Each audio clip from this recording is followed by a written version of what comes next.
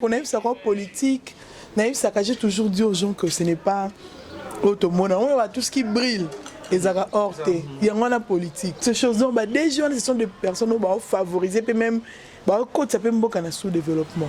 Ça, il faut qu'on se le dise. Surtout, autant qu'on analyse en Makamususu, ma réflexion, la musique. Donc, c'était une façon, le chef de l'État, son discours était aussi un discours interpellateur et interpeller Bandeko Bisso. Un discours qui doit les aider plutôt, il y a quoi activer conscience de Bango na Moussala.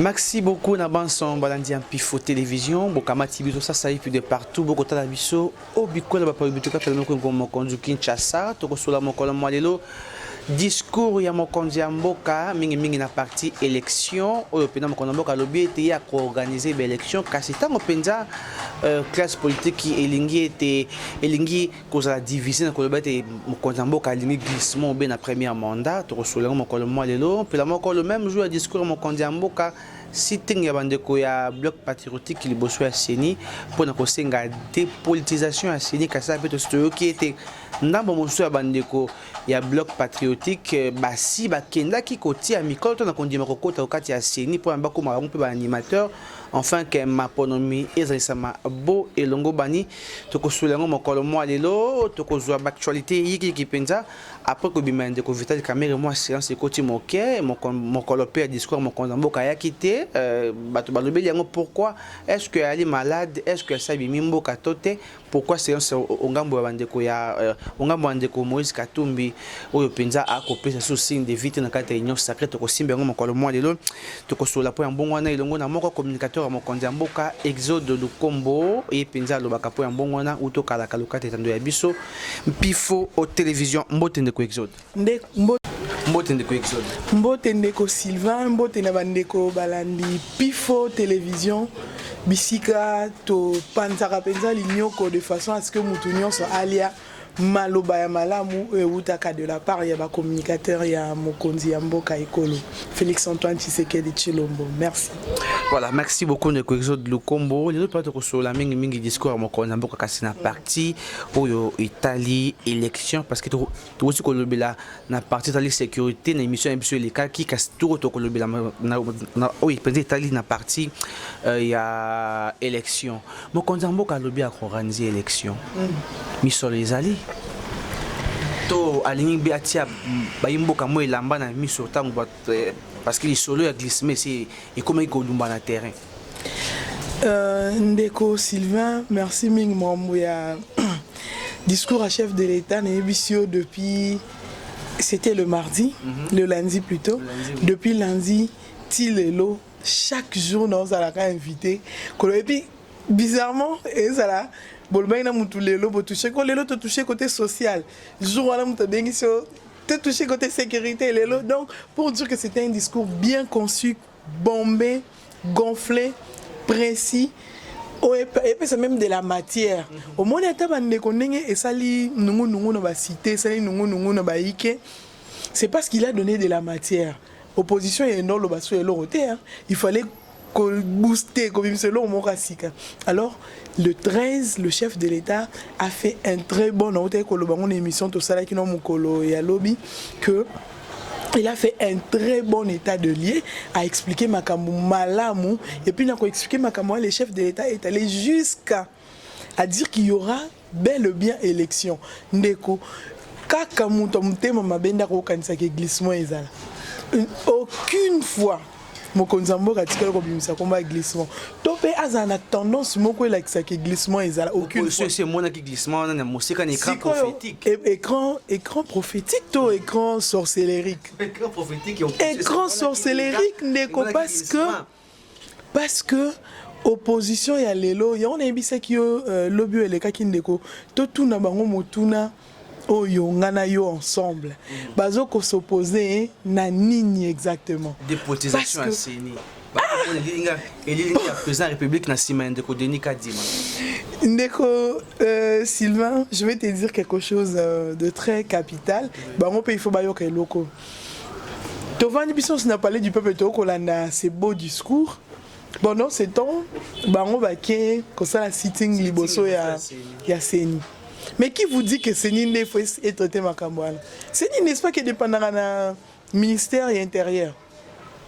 Il faut pas qu'il y ait un ministère intérieur. Comment on veut une chose, mais vous voyez,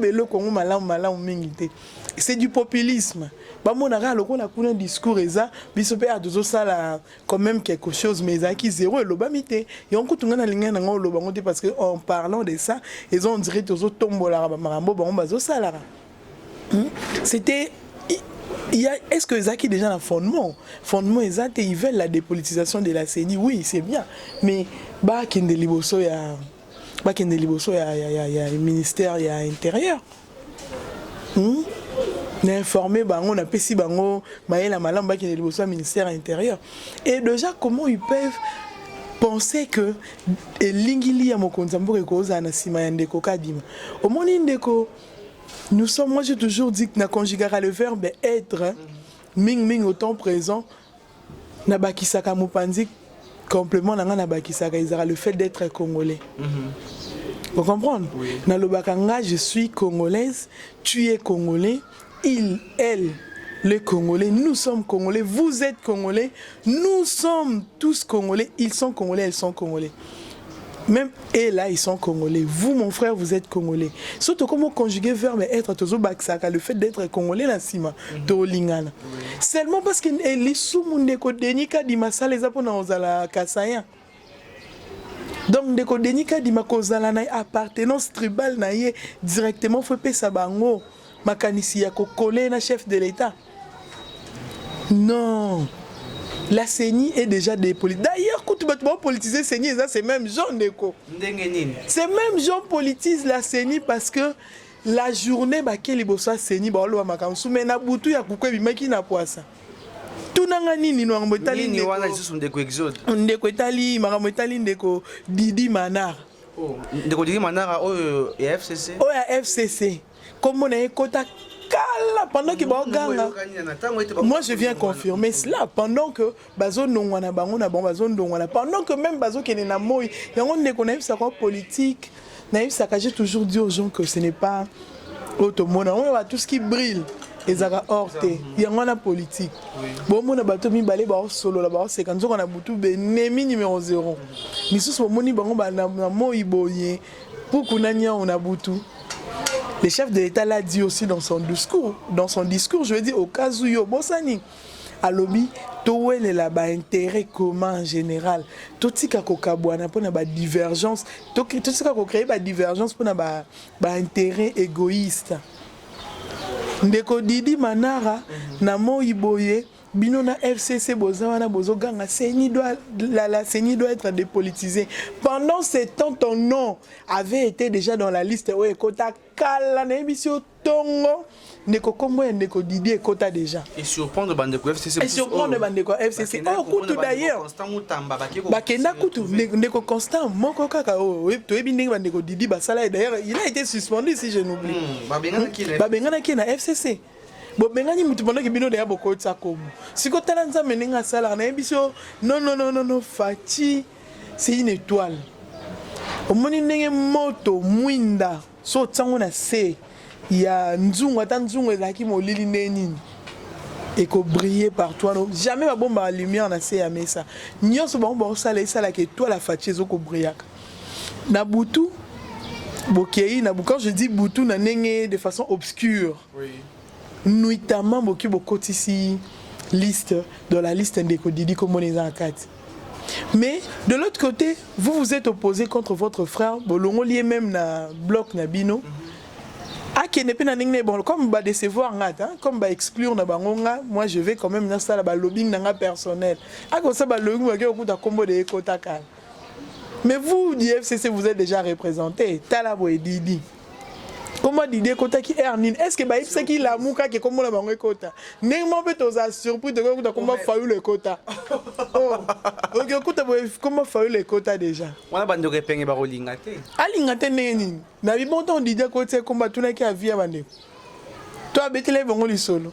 C'est que obimana ya kuku ebimi na poisson. Oro surtout kabwe comment fallu le quota. Non, Ebisson. Bilelo Penza, vous allez convaincu que mon Konzambo a organisé l'élection il y a Siki à Malonga au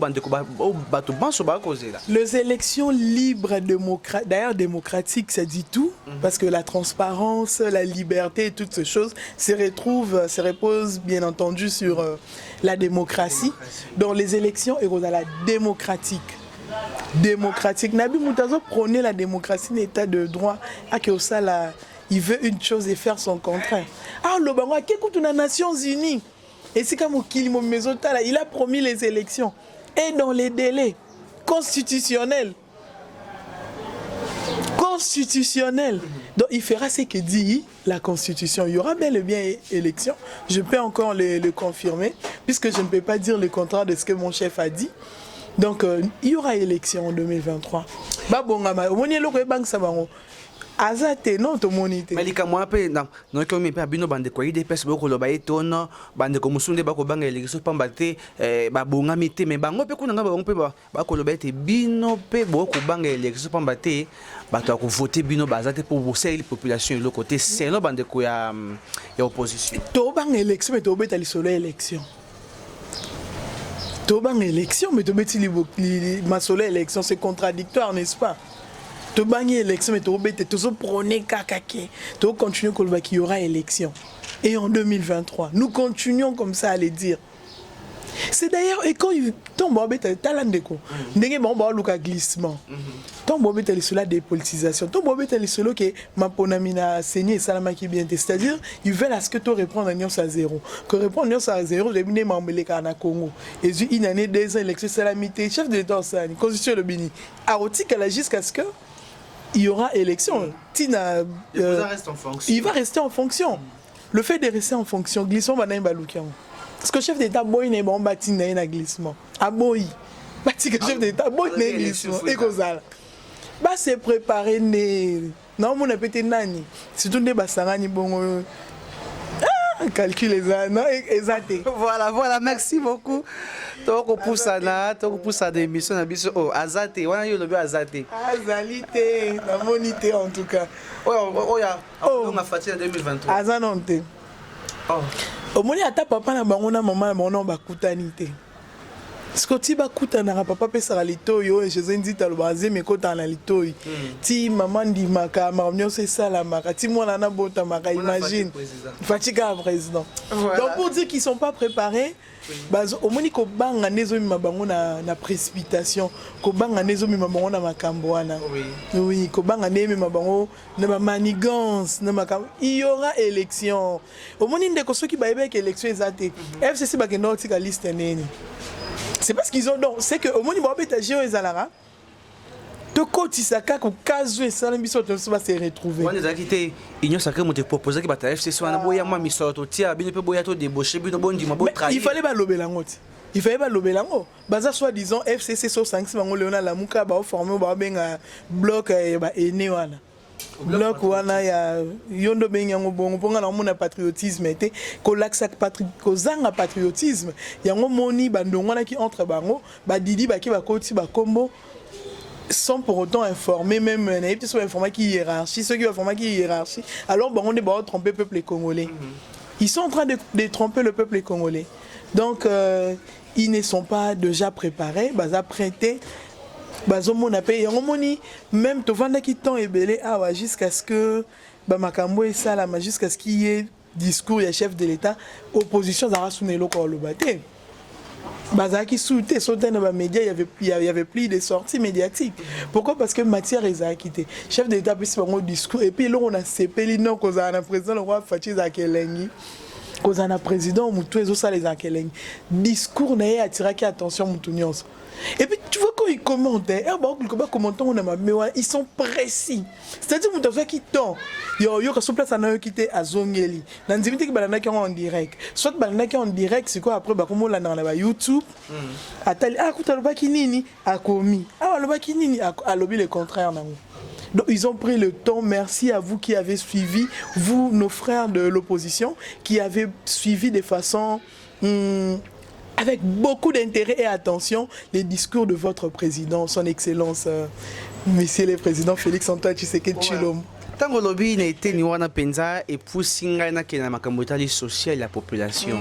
Mon kondiambo kayo moko lobby azali conscient. Il était penza côté tali transport l'utili qui maya komela biloko kolia pona ba imboka penza ezali na no malamu penza te.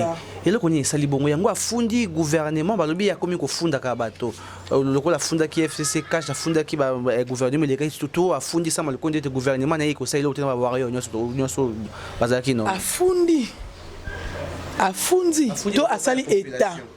a expliqué ndeko moni parfois il faut ton dima makamu susu ngai le chef de l'état sali na habité je ne sais pas comment le dire na continuer à kobenga les dons bénis de Dieu parce que c'est parmi le rare président au monde qui puisse admettre que place Boessi m'a quitté. Ezalate. Yemoko le bien je suis allo bien a tie conscience ne on na lobaka mingi bande ko na biso ya bloc o wana mususu babim sa conscience na bango batisa kango lo miroir ba mitalaka ba otala na conscience ba mituna est-ce que to koki pena biso ko mi benga bloc oyo. Est-ce que biso patriotisme eza solo katina biso? Le chef de l'État a tie conscience na en face à Talabi non. Peuple a continué à souffrir dans le transport. Peuple a continué à souffrir dans le transport. Peuple a souffert dans le transport pourquoi? Parce que mitou kezali hein ndeko. Transco mitou kezali ba transport en commun ezali ba ndeko na biso ya diaspora merci beaucoup mes frères de la diaspora. Eux ba kenga dans la diaspora hein. Il y a diaspora OK. Biso diaspora tout ça kay fort momu tout que suma motini bandeko même à l'interne ici aux moments au moins que tu ça là pour nous permettre à la population tambola mais gentina li ko bon sanzela te oh au moins ton chef d'état sur le babongo na place na vanda ki na lobby Gentini a soumis chef de l'état na Kinshasa te chef d'état pas le le mot important à lobby que les Congo n'est pas seulement Kinshasa. Vous comprenez? Net singa ce que nous avons mis pour na Kinshasa na point état les transports Gentini Gentini n'a pas aidé les chefs de l'État. Mais déjà, sur le zéro trou. Le Premier ministre a dit 32 millions et même si c'est tout le monde a le Premier ministre gouvernement ba warrior akani na maboko basalika libulu makote ya bonde ko social kote mabulu na mabulu nzela ya kotekanda koleka o bindeko olongwe limité pour que ma bon marché au kokate au jusqu'au bon marché pour qu'il des villes et puis ndeko et puis embouteillage dans un bon marché na nzela ya flambeau libulu les akamoni pont il y a train wana moi passerelle à train wana ezaka côté à oleki camp non après Kandolo avant comme Bralima libulu wana eza libulu moko sala on na ndimite ke sala ta demi journée mais bato bakenda po ça na bureau Gentini baleka wana po nzela on leka boye mopandi wana yango wana baleka wana chaque jour à sebe 1 heure d'embouteillage rapport ba comme ça te yemoko comme rata tambola po mokonza mboka ku se donne le luxe yo kitaka ba ataka ba chante ataka misala nengezo sala musala o bango baza censé ko sala et le gouvernement ministre transport azara wapi asa musala ne zarani. Vous comprenez ndeko oui. Quand le chef de l'État le dit, ce n'est pas Kafundi. Azobenga pendenge conscience na yazolo ba ke je suis conscient que le social a peuple et comme non ndenge ya linga kité. Ndenge moko pe bango conscience na bango et ça la te nga ba bengi nga ministre na un secteur moko bien défini. Ba attribution na ngeza ça et c'est na ba attribution na sali déjà ta moko. Nga yi DG Yasnel. Qu'est-ce que j'ai déjà eu à faire? Nga DG Asnel. Courant, Kinshasa, Korezate, Congo. Est-ce qu'il fallait que maman Denise a quitté Mbande Konabisa qui s'en allait pour courant et zonga? Bamona epende to ganga ki balongo la bango. Ce que tu oses la bande bloc patriotique bazong ça image ande bakata ki ton maman Denise la même électricité dans bakata ki balongo la e. Tu oses la pe baloba ya palais du peuple to ba ki balongo la président de la République. Mais vidéo étant moi bato balobi était population boya qui ne discours à mon konzi mboka. Population ni maki discours ngana zaki na kati ndeko na sala même live allez sur mon Facebook. Exodus Lema Lukombo vous verrez allez sur mon la sala live na sala en direct. Alongo la discours na été neto boya ki nde parti on attend quand il a parlé de l'électricité na SNEL to yebisa ke ko bis abandela ki place wana ya abandela no to kanga alongo donc to bandé ko ba DG wana mi balé balongo il ne nous aide pas ba aider chef d'état ba aider population nani. Ils ont pas ils ont favorisé paix et insécurité. Ils ont pas ils ont favorisé même développement ils ont freiné le développement. Pourquoi je l'ai dit? Les losoko qui na ba miné na biso to ba native wa kimante ke okuta. Moi na kenda ko toka mai na 23h kwa la lobi na classe tongo ke classe. Parce que tongo ko toka mai na 23h molili akutena yankemo na nzela il se passe des choses moi na visé. Oui. moi na zwi mzemi aboti ba moyens qui non réunis te charge zo bakisa mati développement et yandeni. Vous voyez toutes ces choses donc des jeunes ce sont des personnes qui vont favoriser peut même côté ça peut mboka na sous-développement. Ça il faut qu'on se le dise. Surtout autant qu'on analyse en makamususu, to ma réflexion na biso musika. Donc c'était une façon le chef de l'État son discours était aussi un discours interpellateur et interpeller bandeko na biso. Un discours qui doit les aider plutôt il y a quoi activer conscience na bango na musala. Parce que là éthique pe na déontologie ya musala na bango. Même dans le gouvernement, parce que tu as critiqué le mokonzi ya mboka après qu'on fonde FCC, après qu'on fonde le gouvernement, il y a fondé de ça, mais qu'on était trahir, il y a sali musala boy. Eza ko funda te. Na otolo bango sikote. Ministre nyos foye baka musala na nini. Ngana za oui, lelo ba nomé ngai sengo ka eza ordonnance, eza ngambo ko nomé mutu eza ngambo. Musala faut ça la musala. Siko ndeti boye bisanga leti. Chef de l'État, moi, comme ministre des Affaires étrangères, ministre de la coopération, qui est là, il fallait que le ministre va ça hier, comment on ça. Aller partout pour le social du peuple congolais. Alors, mais là, qui a un discours, il est aussi qui y a ça la thème, mais comme ça, il y a un peu de lingamboka. Bolingwane l'équipe y est ma casse tellement que à comprendre d'abord d'ailleurs en parlant de ça dans une membre diplomatie alors pas membre voyage na est-ce que ambassade de ça la bisonine ah neko naïf ça va tout dissocier la politique interne et la politique externe était développement et canabilo quoi ananyos na bonne diplomatie na biso na façon de biso ko solana batumisusu.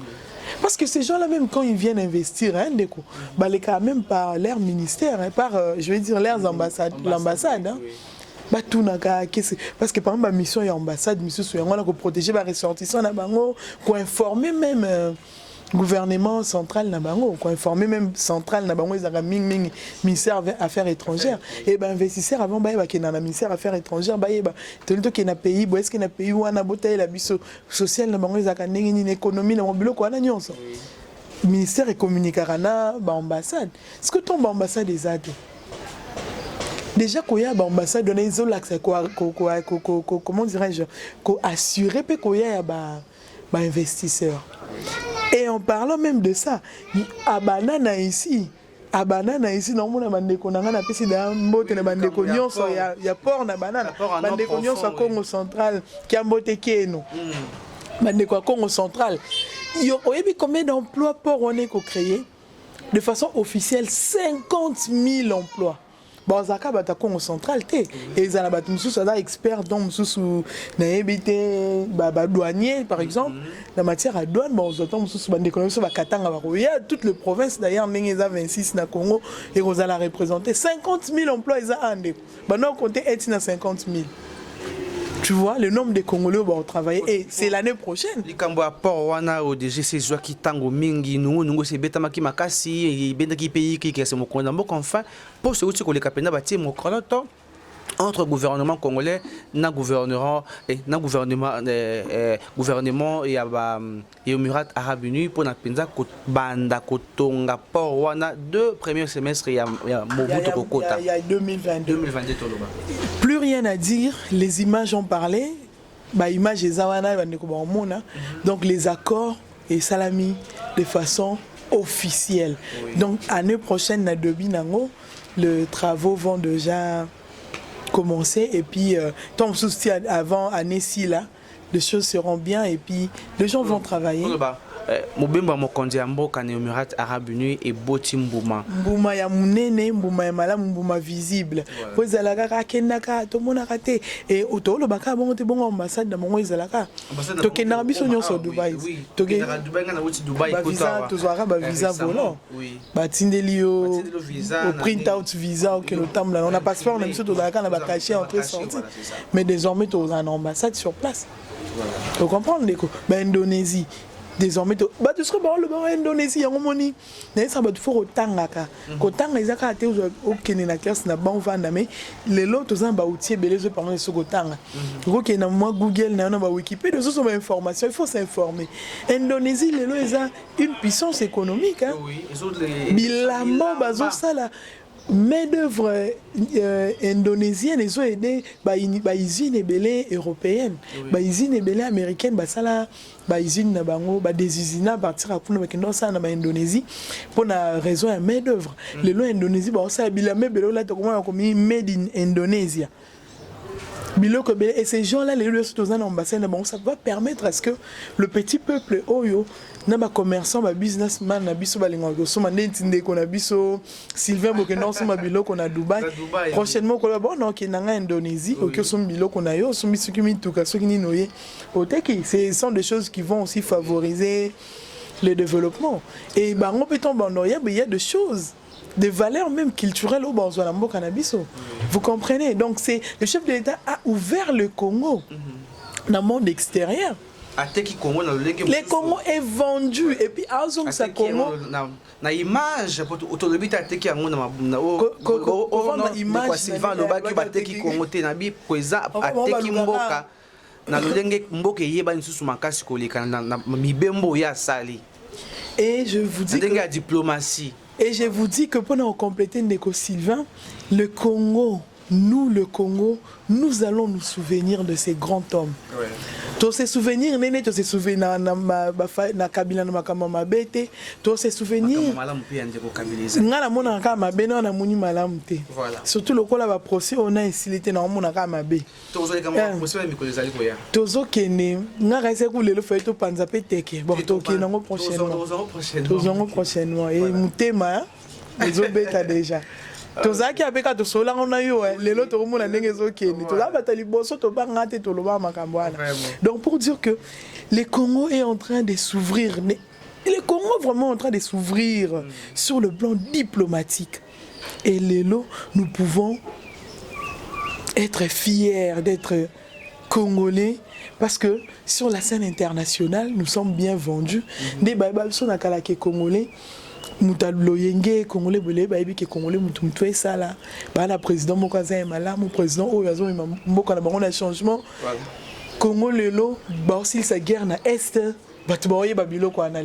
voilà, merci beaucoup d'abord sur votre équipe de partout donc aujourd'hui nous tango mingité bolanda kibiso biseka biso bokamata minde ko izo lukombo azali moko ya communicatrice ya mokonzi ya mboka to soli makambo etali changement to bimbongwana na sasa ipi les changements c'est maintenant ne que exode maloba esuka numéro allo pour te kabwana yo par rapport à émission ya mokolo malelo merci ndeko liloba esuka ezali papa nanda kusoka komo yebisa bana que bozolia mais musala bosa malamu te na classe boya na ba zéro c'est-à-dire azam incontent le gouvernement doit travailler les warriors qui veut dire guerrier bitumbo bino ko buna bozola na champ de tir manduki otire molali c'est goza soda malamu te oza warrior malamu te balamuka basala misala ndenge to monaka vice-ministre des affaires étrangères il est tout le temps en train de partir de bien vendre aussi l'image de notre pays sur le plan diplomatique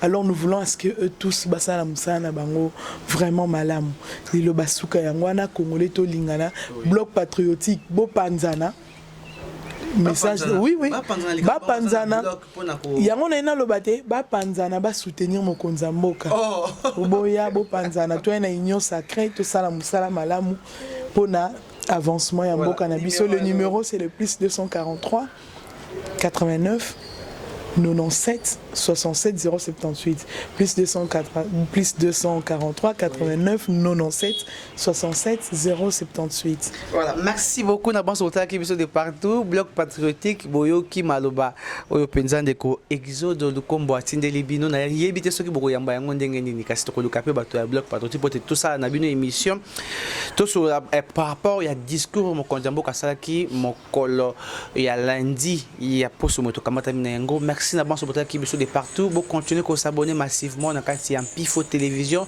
bo pesa biso maboko na ko s'abonner puis na ko partager panza sango Pifo télévision ekota na banda ko na bato banso penza ba balingaka Congo pe balingaka ba congolais mingi merci na Serge Omo na sur ma caméra merci bande commence ba songa biso de partout to kuta na mikomi aliko ya botika malamu.